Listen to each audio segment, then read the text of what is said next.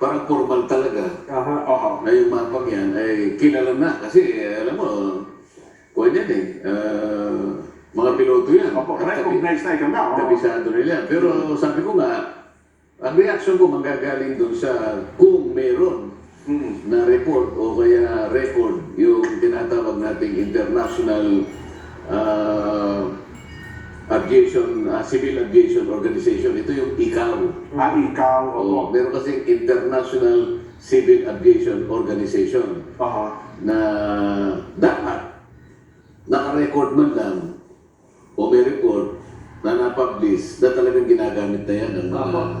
Kasi alam ko, pinakahuling report nila, ito yung report ng 13th meeting nila, pang-13 meeting ng South China Sea Traffic Flow Review Group. Kasama rito ang Pilipinas. Meron pala ganyan, no? Oo, pinakahuli, ito yung 13th meeting. Tandaan mo ang 13th meeting doon sa report ng South China Sea Traffic Flow Review. May grupo yan kasama ang Pilipinas. At ang report na ito ay dated July 2025. Bago na. Oo. At ang lahat ng mapa na ginagamit ng piloto refer to South China Sea. Wala yung West Philippine Sea. Ganun. Kaya ilang ang masasabi ko ron kung paano niya nakuha na ginagamit na ng mga piloto. So let us go by facts. Kung ano lang ang sinasabi ng facts, doon tayo. Yes. At kung tayo mag-iiba ng opinion, tayo kasi hindi opinion eh. Kasi ang mapagbabasihan lang na katwiran kung sino nagsasabi ng totoo, yung report. O kaya, yung una ay yung record ng International Civil Aviation Organization. Yung ikaw. Dated July 25. Last year lang po yan. Yung mga referensyang mga mapa, nakalagay pa rin South China Sea. Wala pa po yung West Wala. Philippine Sea. Ganyan kailangan may pakita nila yung ganun. Pagtatandaan ninyo, ang gusto natin sabihin dito, tayong lahat gusto natin ma-drawing talaga ang West Philippine Sea. Para tuloy yung atin. Pero huwag silang gumagamit ng dahilan na parang pinasasama pa yung ibang tao, ang gawain nilang hindi nila ginagawa. Pagkatapos yung palang kanilang katiguan na gawin yun, sa iba nila sinisisi. Na parang bang tayo para maglabang tayo doon sa kagustuhan, makapag-drawing tayo ng South China Sea, ay ng West Philippine. Hindi ba? Gusto natin sa bahagi ng malaking karagatan na yan na kung tawagin ay South China Sea, makita natin nakadrawing naman yung West Philippine Sea mismo doon sa gilid ng ating bansa. Kagaya nung paano nakikita natin yung Gulf of Tonkin na nakadrawing sa bahagi ng Vietnam. Bakit ang Vietnam nagawa nila? South China Sea lahat yun, ha? At talaga na nakipaglaban sa International Tribunal ng Vietnam at saka yung ano. Naipasok nila yun. Nailaban nila. So sila ngayon, meron silang Gulf of Tonkin. Yun yung gusto ng... At talagang nakasulat sa S-23. Yung S-23, ito yung Limits of Oceans and Seas. Ayun. At Na nagpapublish nito, International Hydrographics Organization. ito yung gusto nyo mangyari. Ito yung gusto kong mangyari. Inggit na inggit ako sa Vietnam. Baka sabihin naman, mga Vietnam na naman siya. Hindi po. Kaya ako lang ginagamit na dahilan nito. Ang Vietnam nagawa nila, bakit hindi? Kasi naman ang Vietnam, hindi naman nila sinasabi. Paano ba yung atin ito sa Vietnamese? Marunong ang Vietnamese. Hindi naman alam. Acho-rin-ju, alam mo ba, gano'n. Atin ito. Kasi naman naalala ko na naman bigla yung binabanggit ni Senador Ping Lacson doon sa pagdinig niya ng confirmation ng 35 mga sundalo na 34. 34 ba? Okay, to be exact. Tinuruan niya sa amin yan 1980s pa, talaga naman atin yan meron pa sa mga sinasabing mga batas at yan doon ni Tomas Gloma at pinag-ibay naman niya ng iba't ibang mga ginamit na termino. Kaya mo na, baka maakusan ka, dinadagdagan mo yung sinabi niya Ano Ang ba? sinasabi niya, nagtatanong niya yung kapitan bago kami magtapos. Kapitan, kanya, saan mo nakuha itong kursong ito? Ganito, sabi niya. Yan, tama. Yung kurso, may code parang halimbawa, CHD, halimbawa, ganyan. Nakuha ko ba yan kanya sa Port Bonifacio? Hindi po, Your Honor, sabi niya, nakuha ko sa Camp Crame. Camp Crame. sa Kamprami na pala nakukuha kayo niya. Kasi nung ako, I finished that in 1983 in Port Bonifacio. Ayun, no. So, yan, doon siya nagsimula. Tapos, inintroduce na Tomas Croma.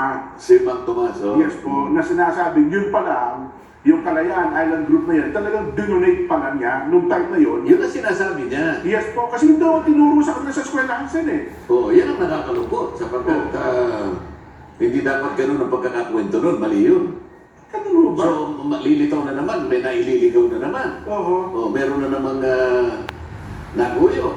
Oo. Hindi po dinonate eh. Dinonate niya sana, pero kasi, sabi ng, magdeklara siya, freedom land, declaration. Freedom of blood.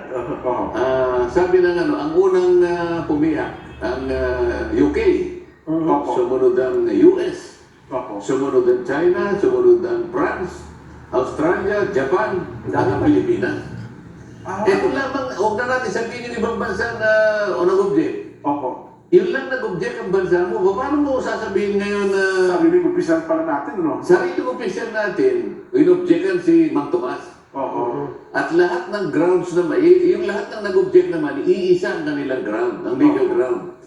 Yung kanyang di umano'y na-discovery, Opo. ay hindi na pwedeng tawaging terra nullius. Kasi Terra nullius. pwede ka lang mag-donate ng terra nullius. Ang Oo. terra nullius kasi, Hindi sabihin. undiscovered, unoccupied. Ayun. Hindi pa na-discover, saka wala pang tao. Hindi pa na-occupy. Opo.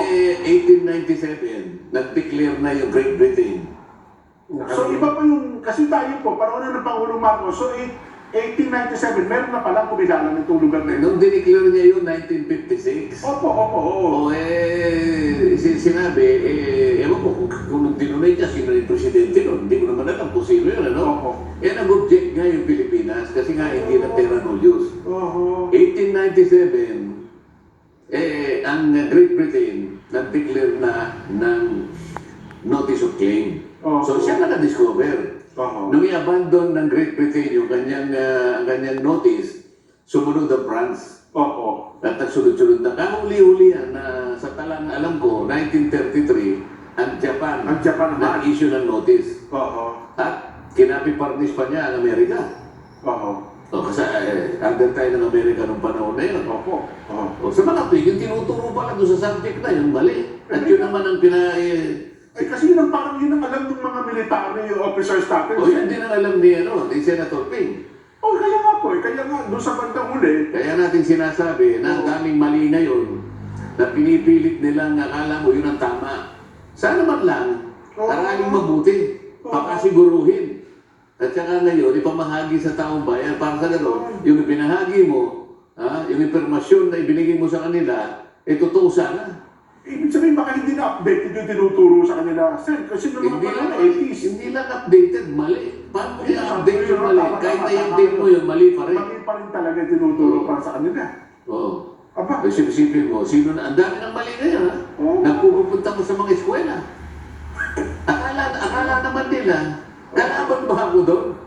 Hindi po, mga kababayan, tinutuwid lang po natin para sa ganon, yung pagdodrawing, baka sakaling ma-drawing na nga natin. oo. Pagtulog pa nga ako eh. Ayun lang nga, no? So dapat pala tinanggap nila yung Sen, tama po. Mabuti ho eh, naitama niyo yung bagay na yan kasi matagal lang aming paniniwala, mali pala. Hindi, napakahirap kasi. Bakit parang yung kasi natindigan nila ng tama noon pa man eh. Nagmamarunong, ang dami kasi nagmamarunong ngayon. Palibasa, tingin nila sa sarili nila, napakarunong nila. Wala naman ako magagawa, walang opinion niya eh. Ang malungkot doon siya, nung sinabi natin mali, masama ang loob nila. Sana naman kung naramdaman kasi minsan talaga, di ba may sabihan sa English na son? Truth hurts eh.